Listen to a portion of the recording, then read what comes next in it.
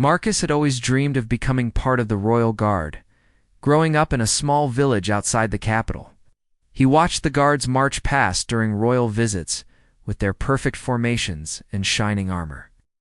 His father was a blacksmith, who often repaired weapons for traveling soldiers, and Marcus would listen to their stories for hours.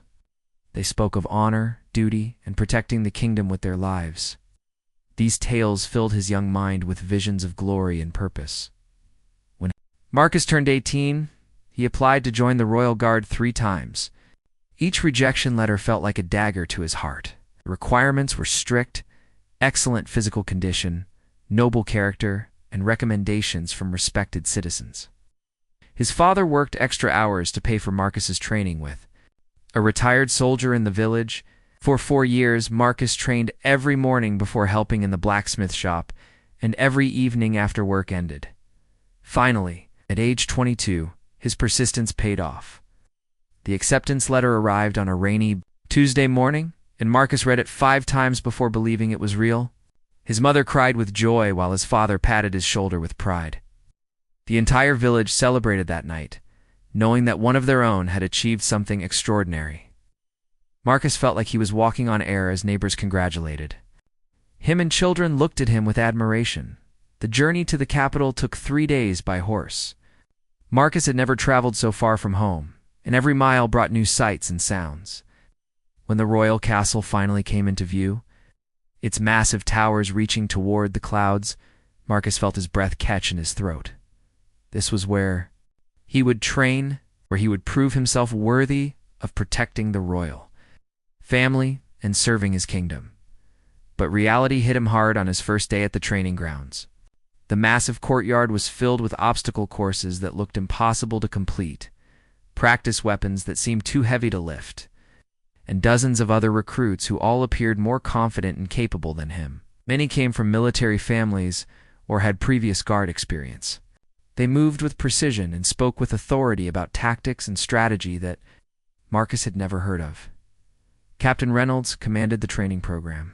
He was a man in his 40s with steel-gray hair and a face marked by countless battles. His uniform was perfectly pressed, every metal polished to a mirror shine. When he walked, every recruit straightened their posture and held their breath. The captain had served the royal family for over 20 years and had personally saved the king's life during the border wars. His reputation for being impossibly demanding was legendary throughout the kingdom. During the first formation drill, Marcus's nervousness betrayed him completely. The exercise seemed simple enough: march in perfect lines while maintaining proper spacing and rhythm. Marcus had practiced this movement hundreds of times in his village, copying what he remembered from watching the guards. But when Captain Reynolds blew his whistle and shouted the commands, everything went wrong. Marcus stepped with his right foot when everyone else used their left. He turned left when the command was to turn right. Within seconds, he had bumped into 3 other recruits and completely broken the formation. The entire group had to stop and reorganize because of his mistakes. 50 pairs of eyes stared at him with frustration and embarrassment. Captain Reynolds walked over slowly, his boots clicking against the stone ground with each deliberate step. The captain stood directly in front of Marcus, close enough that Marcus could see the disappointment in his weathered eyes. Without raising his voice, Captain Reynolds asked if Marcus had ever seen a real military formation before coming here. The question hung in the air like a sword waiting to fall. Marcus stammered that he had practiced in his village, but the words sounded weak and foolish, even to his own ears. Captain Reynolds then demonstrated the proper movements. With fluid precision, each step and turn executed flawlessly, he explained. That the Royal Guard moved as one body, one mind, with complete trust in each member. Any weakness or hesitation could mean the difference between life and death for the people they were sworn to protect. Marcus nodded eagerly, determined to do better, but his body seemed to betray him again and again. The weapon training proved even more challenging. Marcus had worked with hammers and tools in his father's shop, so he thought he understood how to handle heavy objects. But the practice swords felt completely different in his hands. They were balanced in ways he had never experienced, and the proper stances required muscle memory that took years to develop. While other recruits moved through the forms with growing confidence, Marcus struggled to complete even the most basic sequences. During sword practice, Marcus accidentally dropped his weapon twice. The second time, it clattered across the courtyard and nearly hit another recruit. The sound echoed off the castle walls like thunder, and every person in the training area turned to look. Marcus felt his face burn with shame as he retrieved the sword with trembling hands. Some recruits whispered among themselves, and Marcus caught fragments of their words: "Village boy doesn't belong here. Waste of time." The archery range brought no relief from his struggles. Marcus had hunted rabbits and birds near his village, so he expected to perform reasonably well with a bow. But the military bows were far more powerful than anything he had used before.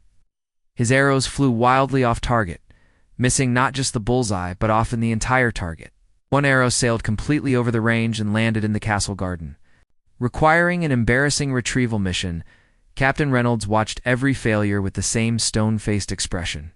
He never shouted or became angry, but his silent observation felt worse than any punishment.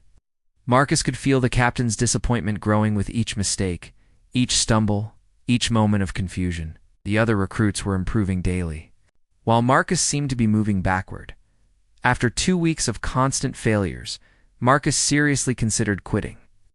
He lay awake at night in the barracks, listening to the other recruits sleep peacefully while his mind raced with doubts. Maybe the rejection letters had been right all along, but he simply wasn't meant for this life. His bunkmate, William, had already mastered most of the basic drills and was being praised by the instructors. The contrast made Marcus feel even more inadequate. One evening, Marcus sat alone in the courtyard after training had ended. The sun was setting behind the castle walls, painting the sky in brilliant oranges and purples. He held the acceptance letter in his hands, reading it again, and wondering if there had been some terrible mistake. Perhaps they had meant to send it to someone else with the same name. The dream that had sustained him for years was crumbling, and he felt more lost than ever before. Captain Reynolds appeared beside him without warning, moving with the silent grace that made him such an effective soldier. He sat down on the stone bench next to Marcus, something he had never done before with any recruit. For several minutes, neither man spoke. The captain's presence was intimidating, but there was something different about this moment, a gentleness that Marcus had never seen before. Finally, Captain Reynolds began to speak in a quiet voice that Marcus had to strain to hear. Told Marcus about his own first weeks of training 25 years ago. The captain had been just as clumsy, just as overwhelmed, just as ready to quit. He described dropping his sword during an important demonstration, falling off his horse in front of visiting dignitaries, failing every single combat drill for his first month. Marcus looked at the captain with surprise and disbelief. This man was the embodiment of military perfection, respected and feared throughout the kingdom. It seemed impossible that he had ever struggled with anything, let alone the basic skills that Marcus was failing to master. The captain continued his story, explaining how close he had come to abandoning his dream. He had actually packed his belongings and written a letter to his family, explaining his failure. But something had stopped him at the last moment, not pride or stubbornness, but a deep understanding that real strength wasn't about natural talent or easy success. The next morning brought another series of disappointing failures for Marcus. During the shield wall formation drill, he dropped his shield at the worst possible moment, creating a gap that the instructor said would have gotten his entire unit killed in real battle. The other recruits had to compensate for his mistake, moving quickly to close the opening he had created. Their frustrated sighs and eye rolls told Marcus everything he needed to know about how his fellow trainees viewed him. Captain Reynolds called for individual combat assessments that afternoon. Each recruit would face a training instructor in single combat using padded weapons. This was meant to test their progress and identify areas needing improvement. Marcus watched as his fellow recruits took their turns, most of them lasting several minutes and landing solid hits on their opponents. William, his bunkmate, actually managed to disarm his instructor, earning rare praise from Captain Reynolds. When Marcus's name was called, his legs felt like water as he walked to the center of the training circle. The instructor facing him was Sergeant Hayes, a compact man known for his lightning-fast reflexes and tactical brilliance. Marcus gripped his padded sword with sweaty palms, trying to remember everything he had been taught about stance, guard position, and footwork. The whistle blew, and the combat began. Sergeant Hayes moved like a dancer, fluid and graceful, while Marcus stumbled and swung wildly. Within 30 seconds, Marcus was flat on his back, with the sergeant's practice sword at his throat. The watching recruits were silent, but Marcus could feel their judgment. He climbed to his feet, determined to do better, but the second round ended even faster. This time he tripped over his own feet while attempting a basic attack pattern. The third attempt was the most humiliating yet. Marcus swung his sword in what he thought was a clever feint. But the movement was so telegraphed that Sergeant Hayes easily sidestepped and delivered a gentle tap to Marcus's shoulder that sent him spinning. Marcus fell forward, his practiced sword flying from his hands and landing several feet away. The sound of padded wood hitting stone seemed to echo forever in the sudden silence. Captain Reynolds ended the combat assessment early, something that had never happened before in the program's history. He simply nodded to Sergeant Hayes and told Marcus to retrieve his weapon. No words of encouragement, no suggestions for improvement, just silence that spoke louder than any criticism could have. Marcus picked up his sword with shaking hands and returned to the group, avoiding eye contact with everyone around him. The evening meal in the mess hall was torture. Marcus sat at the end of a table, picking at his food while conversations flowed around him. The other recruits discussed the day's training, sharing tips and encouraging each other's progress. Nobody spoke to Marcus directly, but he heard whispered conversations about whether someone so clearly unfit should be allowed to continue in the program. Some wondered if his acceptance had been a mistake, or perhaps the result of some political favor. That night, at the ceiling, through the small window, he could see the royal tower where the king and queen slept peacefully. Trusting that brave and skilled guards protected them, Marcus felt like a fraud, someone who had somehow sneaked into a place where he didn't belong. Every snore and whisper from his fellow recruits reminded him that they were comfortable here while he remained an outsider. The next week brought mounted combat training. Marcus had hoped this might be different. He had ridden horses since childhood, helping his father deliver repaired tools to distant farms. But military riding was completely unlike the gentle farm horses he knew. The war horses were massive, powerful animals trained for battle. They responded to subtle commands and expected riders who could control them with confidence and authority. Marcus's assigned horse was named Thunder, a black stallion with intelligent eyes and a proud bearing. The moment Marcus climbed into the saddle, Thunder seemed to sense his uncertainty. The horse shifted restlessly, testing his rider's ability to maintain control. During the first mounted formation drill, Thunder suddenly bolted toward the castle wall. Ignoring Marcus's desperate attempts to guide him back to the group, the other recruits had to break formation to avoid a collision, and Captain Reynolds had to personally intervene to catch Thunder's reins and bring the runaway horse under control. Marcus slid from the saddle, his face red with embarrassment and his confidence completely shattered.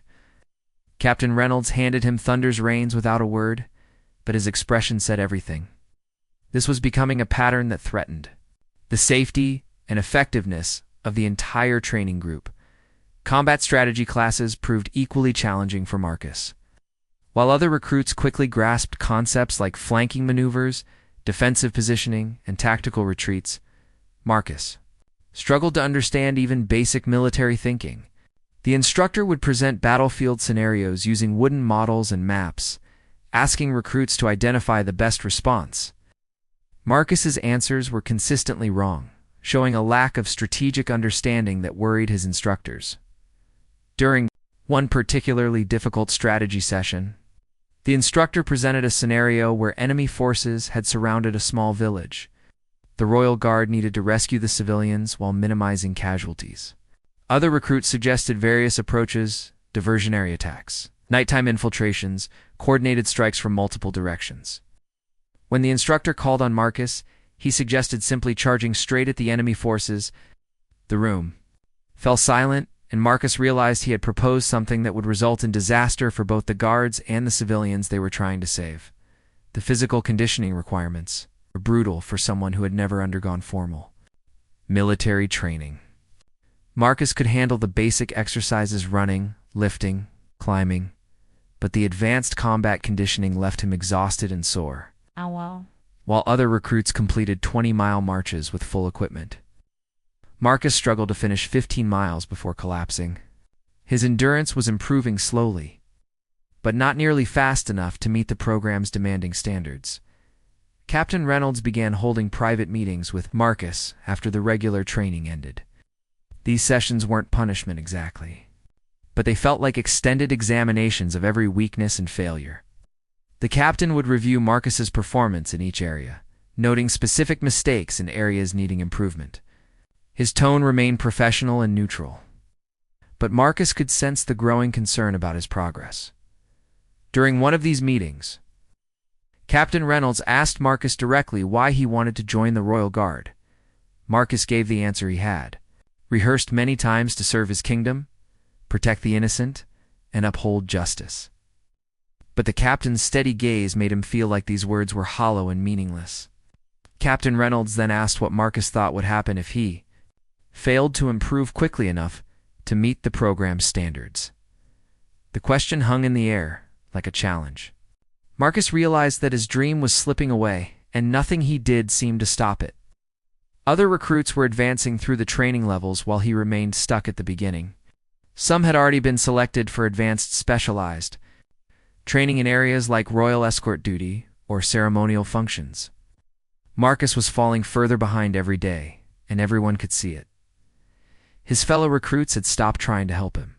Initially, some had offered advice and encouragement, but Marcus's continued failures had exhausted their patience.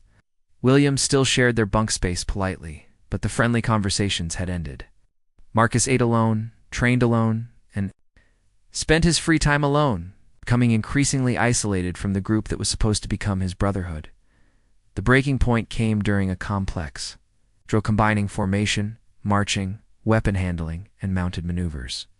The exercise was designed to simulate protecting a royal procession from multiple threats.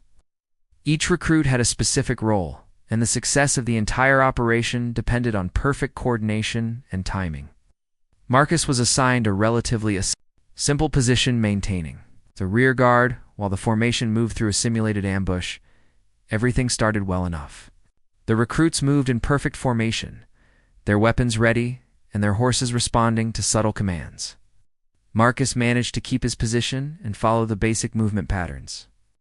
For a few minutes, he actually felt like he belonged with this elite group. The simulation was going smoothly, and Marcus began to hope that maybe he was finally improving.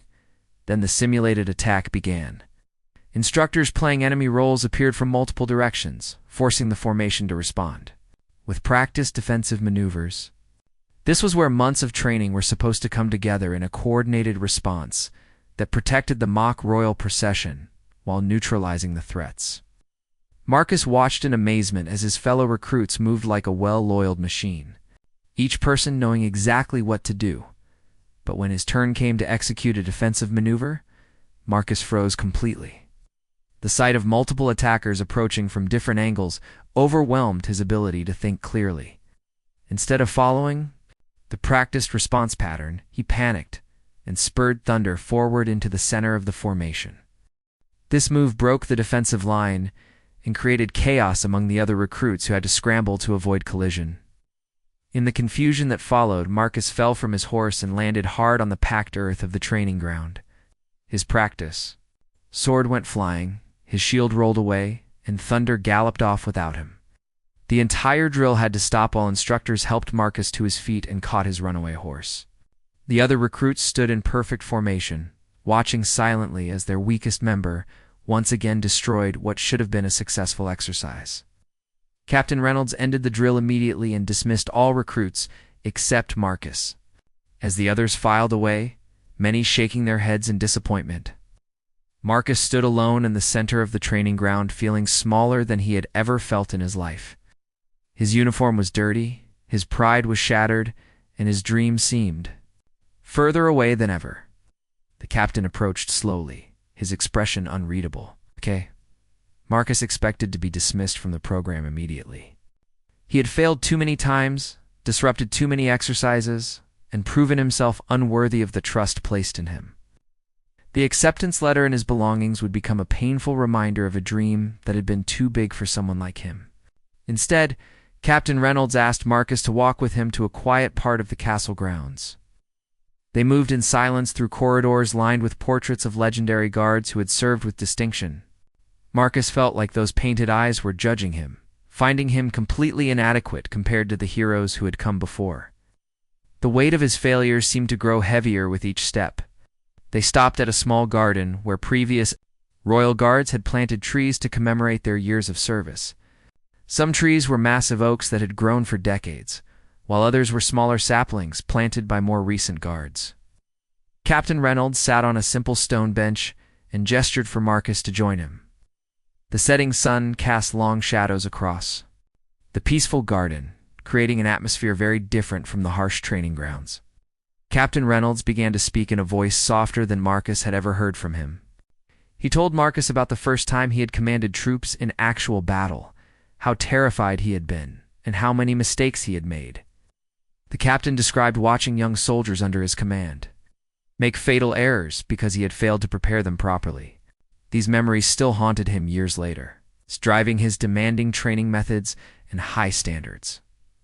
Royal Guard Story, Part 3. The following morning brought the most challenging test yet, a comprehensive evaluation that would determine which recruits could advance to the next phase of training. Marcus woke before dawn with his stomach in knots, knowing that this could be his final day in the program. The other recruits prepared their equipment with quiet confidence, checking their weapons and adjusting their armor with practiced efficiency. Marcus fumbled with his gear, his nervous fingers making simple tasks unnecessarily difficult. Captain Reynolds announced that the evaluation would consist of 5 separate challenges, each testing different aspects of guard training. First would come individual combat against multiple opponents, then mounted cavalry charges, followed by defensive formation work, strategic problem solving, and finally a test of leadership under pressure. Marcus felt overwhelmed just hearing the list, knowing he had struggled with every single one of these areas. Throughout his training, the combat arena had been set up with multiple stations, where recruits would face instructors armed with padded weapons. Each recruit needed to demonstrate their ability to defend themselves against superior numbers while protecting a designated area. Marcus watched as Williams smoothly defeated 3 instructors in sequence, using defensive maneuvers and counterattacks that looked almost effortless. The crowd of watching officers nodded approvingly at his technique and timing. When Marcus entered the combat circle, he faced 2 instructors who moved with the coordinated precision of veterans. They attacked from opposite sides, forcing him to defend against multiple angles simultaneously. Marcus managed to block the first few strikes, but his movements were awkward and desperate rather than controlled and strategic. Within a minute, both instructors had landed hits that would have been fatal in real combat. Marcus's defense collapsed completely, and he found himself on the ground once again. The mounted cavalry charge required recruits to control their horses while wielding weapons and maintaining formation with their fellow riders. Thunder seemed to sense Marcus's anxiety and became increasingly difficult to control. As the formation thundered across the practice field, Marcus fell behind and lost his position. When he tried to catch up, Thunder suddenly veered sideways, forcing 2 other recruits to pull their horses aside to avoid collision. Marcus's lance pointed in completely the wrong direction, and he nearly fell from his saddle twice. Captain Reynolds stopped the cavalry exercise early and ordered Marcus to dismount. Standing in the middle of the field with his fellow recruits, looking down at him from their horses, Marcus felt the full weight of his inadequacy. Thunder pawed the ground restlessly, as if even the horse was disappointed in his rider's performance. The contrast between Marcus's struggles and the natural competence of the other recruits had never been more obvious. The defensive formation test proved equally disastrous. Recruits were required to work together in a shield wall, protecting each other while repelling simulated attacks from multiple directions. This exercise demanded perfect coordination, with each person trusting their neighbors completely. Marcus tried desperately to maintain his position and timing, but his uncertainty infected the entire formation. Gaps appeared in the shield wall, wherever Marcus stood, creating vulnerabilities that enemy forces could exploit. During one crucial moment in the formation drill, Marcus hesitated when he should have advanced with his shield brothers. This hesitation broke the rhythm of the entire line and allowed the simulated enemies to penetrate their defenses. In a real battle, such a failure would have resulted in the deaths of numerous guards and possibly the royal family members they were sworn to protect. The weight of this responsibility pressed down on Marcus like a physical burden. Strategic problem-solving required recruits to analyze complex scenarios and propose tactical solutions within strict time limits. Marcus stared at the maps and unit positions, his mind racing but unable to form coherent plans. While other recruits quickly identified key terrain features, supply lines, and strategic advantages, Marcus struggled to understand even the basic elements of each scenario. His proposed solutions were either impossibly risky or demonstrated fundamental misunderstandings of military principles. The leadership test was designed to evaluate how recruits performed when given command responsibility over their peers. Each recruit would take turns leading a small unit through a challenging obstacle course. While enemy forces tried to disrupt their progress, success required clear communication, quick decision-making, and the ability to inspire confidence in subordinates. Marcus dreaded this test more than any other, knowing that leadership demanded the very qualities he seemed to lack when Marcus's turn to lead arrived. He stood before 5 fellow recruits who would follow his commands for the next 20 minutes. These were the same people who had watched him fail repeatedly over the past months. Their faces showed polite attention, but Marcus could see the doubt in their eyes. They would obey his orders because the exercise required it. But they had no real confidence in his ability to lead them successfully. Marcus attempted to explain his plan for navigating the obstacle course, but his voice cracked with nervousness, and his instructions came out confused and contradictory. He pointed toward the wrong objectives, mixed up the sequence of movements, and failed to account for the enemy positions that were clearly visible on the practice field. The recruits under his command exchanged worried glances, knowing they were being led by someone who didn't understand the mission. The obstacle course itself became a nightmare of poor decisions and miscommunication. Marcus led his team directly into a trap that any competent leader should have seen and avoided. When enemy instructors appeared to challenge their progress, Marcus gave contradictory orders that scattered his unit instead of bringing them together for mutual support. His followers tried their best to compensate for his mistakes, but their individual excellence couldn't overcome his failed leadership by the time the exercise ended. Marcus's team had achieved the worst performance in the SEOs. Program's recorded history. They had failed to reach even half of their objectives, lost simulated casualties that proper leadership could have prevented, and demonstrated such poor coordination that they would have been completely ineffective in any real combat situation. Marcus apologized repeatedly to his team members, but their disappointment was obvious despite their polite responses. That evening, Captain Reynolds called Marcus to his office for what everyone assumed would be a dismissal meeting. The captain's office was lined with commendations, battle maps, and portraits of distinguished guards from throughout the kingdom's history. Marcus sat across from the desk, feeling completely out of place among these symbols of military excellence. He prepared himself to hear that his time in the program was over. Instead, Captain Reynolds surprised him with an unexpected question. He asked Marcus what he had observed about the other recruits during his months of training. This wasn't what Marcus had expected to discuss, and he wasn't sure how to respond. The captain waited patiently while Marcus gathered his thoughts, showing the same calm attention he gave to all serious matters. Marcus began hesitantly, describing what he had noticed about his fellow recruits. He talked about William's natural athletic ability and quick learning. He mentioned Sarah's exceptional archery skills and Thomas's gift for strategic thinking. As he continued, Marcus realized he had been paying careful attention to everyone's strengths and weaknesses. Even while struggling with his own performance, he knew which recruits worked well together and which combinations created problems. Captain Reynolds listened intently as Marcus continued his observations. Marcus described how certain recruits became overconfident and took unnecessary risks, While others were technically skilled but lacked the courage needed for dangerous situations, he had noticed personality conflicts that affected team performance and communication problems that created tactical vulnerabilities. His failures had forced him to watch and analyze everything happening around him. The captain asked follow-up questions that revealed the depth of Marcus's observations. Marcus could identify the specific moments when formations became unstable, predict which recruits would struggle with new challenges, and suggest combinations of people who might work well together. His analytical skills were far more developed than anyone had realized, including Marcus himself. As their conversation continued, Captain Reynolds revealed something that shocked Marcus completely.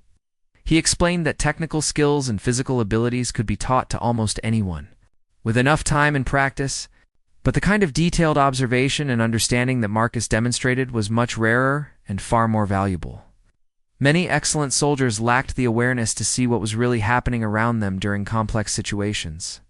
Captain Reynolds then shared a story about a legendary royal guard from decades past who had similar struggles during training. This guard, named Sir Edmund, had been the worst recruit in his class for nearly 6 months. He failed every combat test, couldn't maintain formation, and seemed hopeless at all the basic military skills.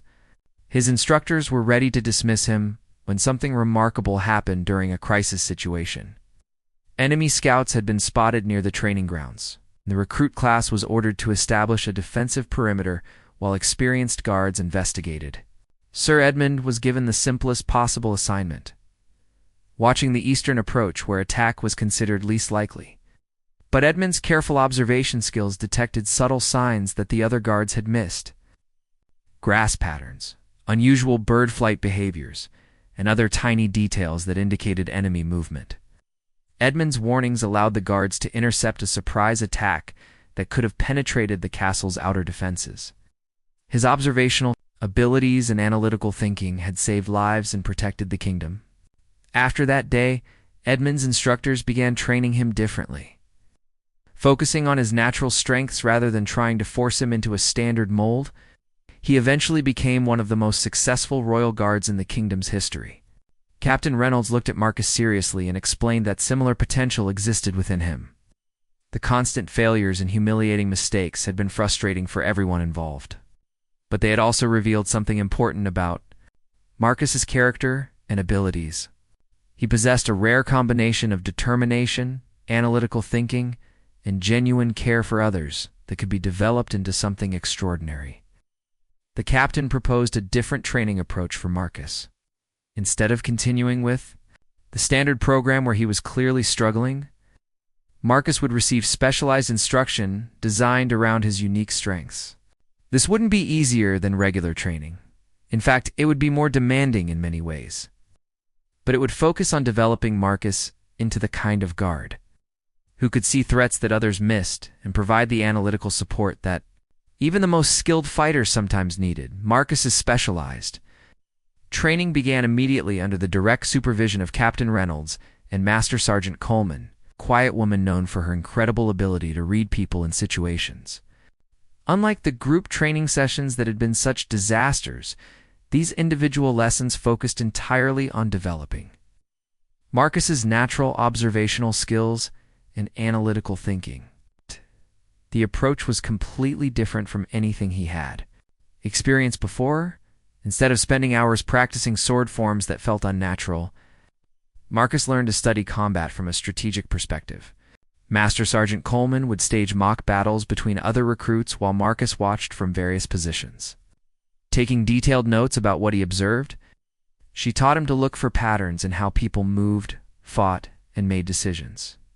Under pressure, these sessions revealed that Marcus could spot tactical opportunities and potential problems that even experienced fighters sometimes missed.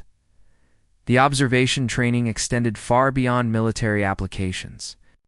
Captain Reynolds took Marcus through the castle's daily operations, teaching him to notice details that others overlooked. They would spend hours in the Great Hall, the kitchens, the stables, and the guard posts, with Marcus learning to identify normal patterns of behavior and activity. When something was out of place or unusual, Marcus was learning to spot it immediately and understand its potential significance. Marcus discovered he had an exceptional memory for faces, voices, and behavioral patterns. After just a few weeks of focused training, he could identify every person who worked in the castle, knew their normal routines, would immediately notice if someone was acting strangely or appeared where they didn't belong. This skill proved invaluable during security assessments when Captain Reynolds tested Marcus's ability to spot potential threats among groups of visitors. The captain also arranged for Marcus to spend time with the castle's intelligence officers, men and women who gathered information about potential threats to the kingdom. These professionals taught Marcus how to analyze reports, identify patterns in seemingly unrelated events, and piece together larger pictures from small details. Marcus absorbed these lessons eagerly, finally finding areas where his natural abilities made him feel competent and valuable. Physical training continued, but with a completely different focus. Instead of trying to make Marcus into a frontline fighter, Master Sergeant Coleman taught him skills that supported his analytical role. He learned stealth movement for observation missions, basic self-defense techniques for emergency situations, and specialized weapons training focused on protection rather than attack. Marcus still wasn't the strongest or fastest recruit, but he was developing capabilities that complemented his mental strengths.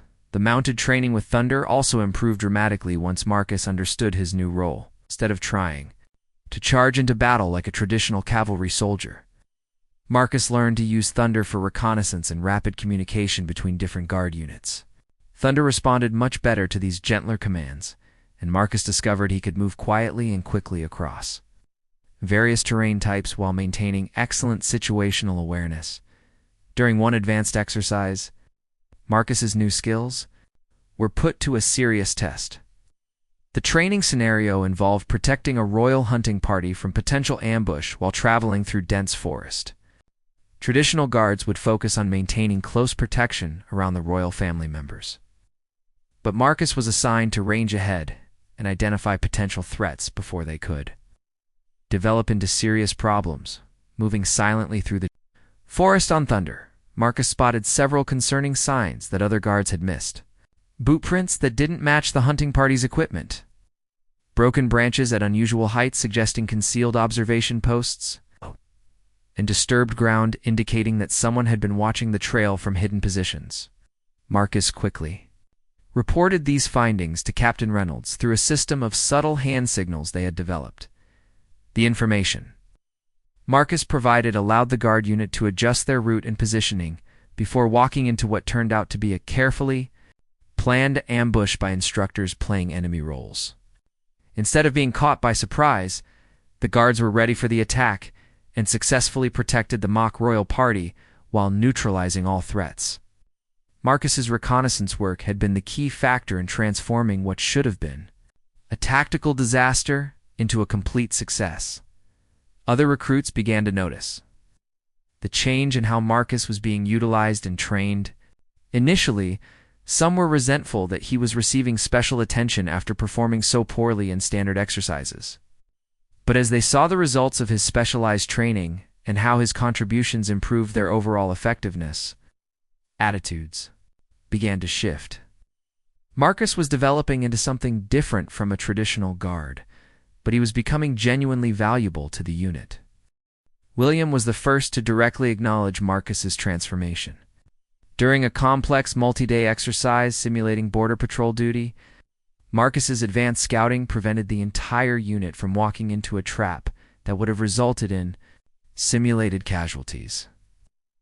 That evening, William approached Marcus and admitted he had been wrong to write him off as hopeless.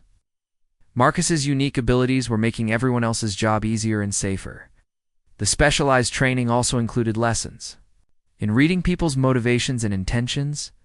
Master Sergeant Coleman taught Marcus to observe body language, vocal patterns, and other subtle indicators that might reveal deception or hostile intent. This training proved especially valuable during exercises involving potential infiltrators, or people who might pose threats to the royal family during public events. Marcus learned to position himself where he could observe everything while remaining inconspicuous. He practiced blending into crowds, maintaining surveillance from a distance, and communicating important information without alerting potential threats to his presence. These skills required a completely different kind of courage from the battlefield. Bravery that other guards demonstrated, but they were equally important for protecting the kingdom. The transformation wasn't just professional. Marcus's confidence began to grow as he found his place within the guard structure. He stopped trying to be something he wasn't and embraced the unique role he was developing, instead of feeling ashamed about his differences from other recruits. Marcus began to take pride in his specialized abilities and the important contributions he could make to the unit's overall effectiveness. Captain Reynolds arranged for Marcus to observe actual Royal Guard operations rather than just training exercises. Marcus spent days shadowing experienced guards during their regular duties, learning how real security operations functioned and where his analytical skills could provide the most value. He watched diplomatic receptions, royal ceremonies, and public appearances, studying how guards coordinated their efforts and maintained protection in complex environments. During one diplomatic reception, Marcus noticed that a visiting ambassador's bodyguard was positioning himself in ways that seemed unusual for protective purposes. The man was choosing locations that would be better for launching an attack than for defending his principal. Marcus quietly reported his observations to the senior guard on duty, who discreetly investigated and discovered that the bodyguard was indeed gathering intelligence about the castle's security procedures for hostile purposes. This success marked a turning point in how the entire Royal Guard unit viewed Marcus. Word spread quickly about the young recruit who had spotted a potential security threat that experienced guards had missed. Marcus received his first genuine praise from officers who had previously viewed him as a liability. The validation felt incredible after months of constant failure and disappointment. The incident with the ambassador's bodyguard changed everything. For Marcus, within the Royal Guard program, Captain Reynolds began assigning him to real security operations alongside his continued training. Recognizing that Marcus's observational skills were already at a professional level despite his struggles.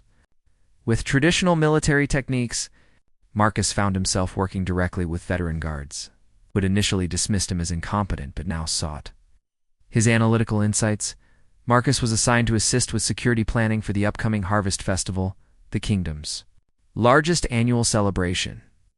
Thousands of citizens would gather in the capital for 3 days of festivities, creating enormous challenges for the guards responsible for protecting the royal family during their public appearances. Traditional security focused on physical barriers and armed escorts. But Captain Reynolds wanted Marcus to identify potential vulnerabilities that conventional approaches might miss. Working with detailed maps and crowd flow projections, Marcus spent days studying every aspect of the festival layout. He walked through the planned routes multiple times, examining sightlines, escape routes, and positions where threats might develop. His analysis revealed several concerning patterns that more experienced guards had overlooked.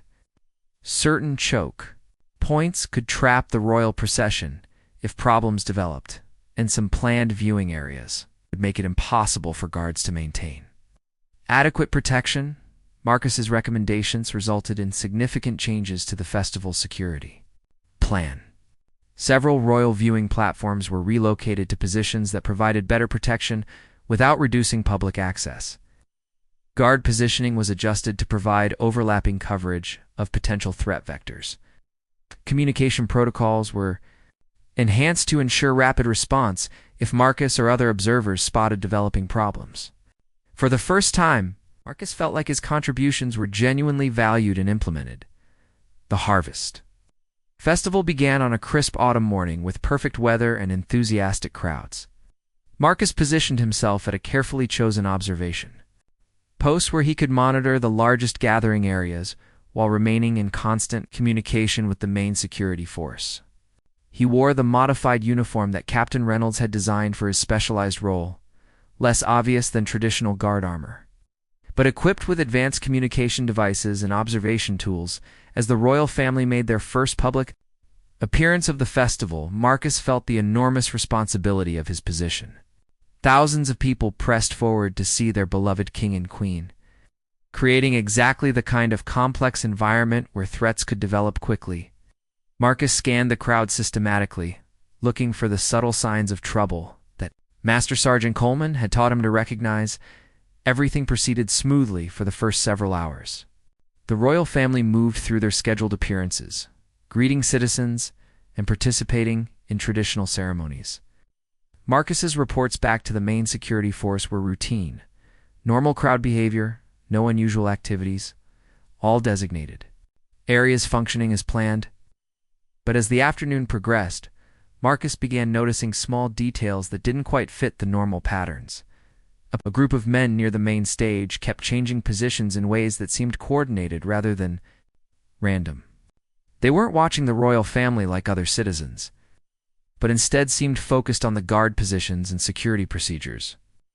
Their clothing was clean and well-made, suggesting they weren't typical festival attendees from the farming communities that usually dominated the celebration. Most troubling, they appeared to be using subtle hand signals to communicate with each other. Marcus observed these men carefully for over an hour, documenting their movements and behavior patterns. His training had taught him to distinguish between suspicious activity and innocent behavior that might appear unusual for random reasons. These men were definitely coordinating their actions in ways that suggested planning and purpose. Marcus reported his observations to Captain Reynolds while continuing to monitor the situation. "Captain," Reynolds trusted Marcus's assessment immediately and began quietly repositioning guards to better observe and respond to the suspicious group. Additional security personnel were moved into the area without creating obvious changes that might alert potential threats. Marcus continued his surveillance, providing real-time updates about the men's positions and activities while the security response developed around them. The situation escalated when Marcus noticed the suspicious men beginning to move toward positions that would give them clear access to the royal family's planned route for the evening procession. This was the festival's climactic event, when the king and queen would walk through the crowd blessing the harvest and greeting their subjects personally. The close contact between royalty and citizens made this the most dangerous part of the entire celebration. Marcus realized that whatever the men were planning, it would likely happen during the evening procession when security was most challenging and the royal family was most vulnerable. He communicated this assessment to Captain Reynolds, who immediately began implementing emergency security protocols. Additional guards were called in from reserve positions, alternate routes were prepared, and rapid response teams were positioned at strategic locations. As evening approached, Marcus maintained constant observation of the suspicious group while they moved into their final positions. His heart pounded as he realized he might be watching the development of a genuine threat to the royal family's safety. All his months of training and preparation had led to this moment, when his unique skills could make the difference between success and disaster for the kingdom's most important security operation. The men's behavior became increasingly coordinated. As the procession time approached, Marcus watched them take positions that formed a clear pattern around the planned royal route. Each man had a specific location that would allow them to act simultaneously when the royal family passed through the designated area. Marcus's analysis suggested they were planning either an assassination attempt or a kidnapping operation during the crowded procession. Captain Reynolds received Marcus's final assessment just minutes before the royal procession was scheduled. To begin, the suspicious men were in position. Additional security forces were ready to respond, and the entire operation waited for Marcus's signal to act.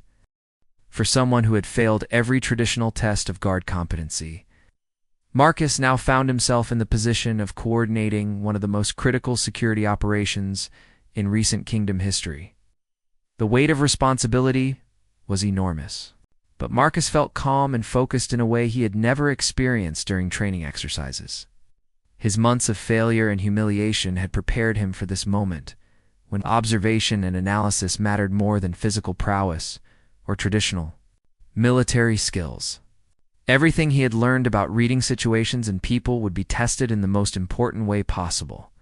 As the royal family appeared at the beginning of their procession route, surrounded by their traditional guard escort, Marcus gave the signal that would either validate his new role or expose him as someone who had misread an innocent situation. Captain Reynolds immediately set the security response in motion. moving guards into position to intercept the suspicious men while maintaining the appearance of normal festival operations. The coordinated arrest of the suspicious men happened so smoothly that most festival attendees never realized anything unusual had occurred. Marcus watched from his observation post as guards moved with practiced precision, surrounding each target simultaneously and taking them into custody without disruption to the royal procession. The operation's success validated months of specialized training and proved that Marcus's analytical approach could be as valuable as traditional military skills. Investigation of the arrested men revealed they were indeed planning an attack on the royal family during the evening procession. They carried concealed weapons and detailed maps of the castle's security procedures, confirming that Marcus's observations had prevented a genuine assassination attempt. The men were part of a rebel group from the northern provinces, who opposed the king's recent tax policies and had planned to make a violent statement. During the kingdom's most celebrated public event, Captain Reynolds personally commended Marcus for his role in preventing the attack, but the praise felt different from anything Marcus had imagined during his childhood dreams of guard service. Instead of being celebrated for sword skills or battlefield courage, he was being recognized for patience, careful observation, and analytical thinking.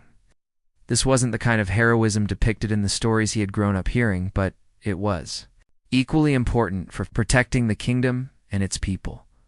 The successful operation marked the beginning of Marcus's transformation from failed recruit to valuable specialist within the Royal Guard structure. Captain Reynolds formalized his new role as an intelligence analyst and threat assessment specialist, a position that had never existed before but was clearly needed. Marcus would complete his basic training requirements but would focus primarily on developing his unique capabilities for identifying and analyzing potential security threats. Word of Marcus's success spread throughout the castle, reaching even the royal family themselves. King Edmund and Queen Isabella requested a private meeting with the young guard who would help protect them from danger they never knew existed. Marcus felt nervous meeting the people he had sworn to protect, but their genuine gratitude and interest in his work gave him confidence in his new role within the guard structure. The king was particularly interested in how Marcus had identified the threat when experienced guards had missed it. Marcus explained his observation techniques and analytical processes, describing how he looked for patterns and inconsistencies that might indicate hostile intentions. The king listened intently and asked thoughtful questions that showed he understood the value of this approach to security. Queen Isabella thanked Marcus personally for his dedication and service to the kingdom. Marcus's fellow recruits also began treating him differently after the festival incident, instead of viewing him as the weak link who constantly failed their exercises. They started coming to him for advice about reading situations and understanding tactical problems. William asked Marcus to help him improve his observation skills, recognizing that these abilities would make him a more effective guard, regardless of his physical capabilities. The training program itself began to evolve based on the lessons learned. For Marcus's development, Captain Reynolds introduced new courses in threat assessment and analytical thinking for all recruits. Recognizing that the traditional focus on physical skills alone was incomplete, Marcus assisted with teaching these new classes, sharing his hard-won insights about observation techniques and pattern recognition with the next generation of guards. Master Sergeant Coleman worked with Marcus to develop training materials and procedures that could help other guards improve their analytical abilities. They created exercises that taught recruits to notice important details while maintaining their focus on primary duties. These innovations made the entire Royal Guard unit more effective at preventing threats before they could develop into serious problems. Marcus's relationship with Thunder also continued to improve as his confidence grew and his role became clearer. The horse seemed to sense that Marcus was no longer trying to be something he wasn't, and they developed a partnership based on stealth and observation rather than charging in combat. Thunder learned to move quietly through various terrain types and to remain calm and still. During long surveillance operations, Captain Reynolds began assigning Marcus to increasingly important security operations throughout the kingdom. Marcus provided advance reconnaissance for royal travel, analyzed intelligence reports about potential threats, and developed security recommendations for major state events. His reputation grew among the Guard leadership as someone who could spot problems that others missed, and provide insights that prevented dangerous situations from developing. The specialized role that Marcus had developed proved its value repeatedly. Over the following months, he identified a plot by corrupt merchants to poison the royal food supply during a trade summit.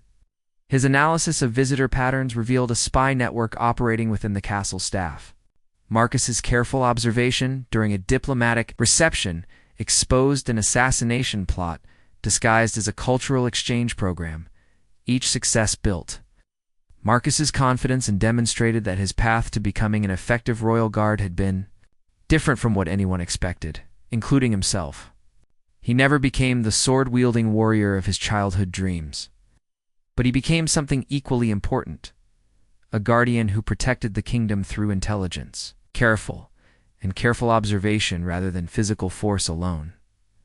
The transformation was complete when Captain Reynolds promoted Marcus to the newly created position of Chief Intelligence Analyst for the Royal Guard. This role gave Marcus's authority over threat assessment operations and made him responsible for training other guards in observation and analysis techniques.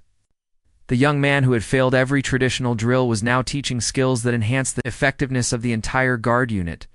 Looking back on his journey, Marcus realized that his early failures had been necessary steps toward finding his true calling. The humiliation and disappointment had forced him to develop different strengths and discover capabilities he never knew he possessed. Captain Reynolds had seen this potential from the beginning and had the wisdom to guide Marcus toward a role where his natural abilities could flourish. The Royal Guard became stronger and more effective because it learned to value different types of contribution rather than expecting everyone to fit the same mold. Marcus's success demonstrated that protection of the kingdom required diverse skills and approaches, not just traditional military prowess. His story became an inspiration for future recruits who might not fit conventional expectations but possessed other valuable qualities.